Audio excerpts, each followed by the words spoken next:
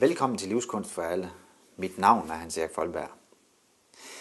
Bekymringer er som en gyngestol. Den holder os beskæftiget, men bringer os ingen vejen hen. Vi sidder bare der og bekymrer os.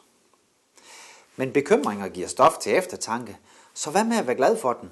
De vil dig det faktisk godt. Det afgørende er, hvordan vi går til den. Lad mig give dig et redskab, som vi kalder bekymringskrukken. Først, find en krukke og en notesblok. Hver gang du tager dig selv i at bekymre dig, skriver du det ned og lægger sedlen i krukken.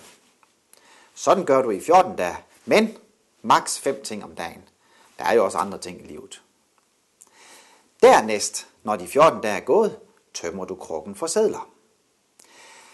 Alle de sedler, der ligger uden for din kontrol og indflydelse, lægger du i bunken, kan ikke gøre noget ved nu. Dem, der så er tilbage, går du i gang med, og du gør det nu. På den måde får du ryddet op i dine bekymringer. Nogle af sedlerne er du bange for. Det kan jo gå galt, men du får ryddet op. Du får tænkt dig om og finde ud af, hvad du kan, og hvad du reelt ikke kan ændre. Når du gør det, får din hjerne klar besked og ved, hvordan den skal forholde sig.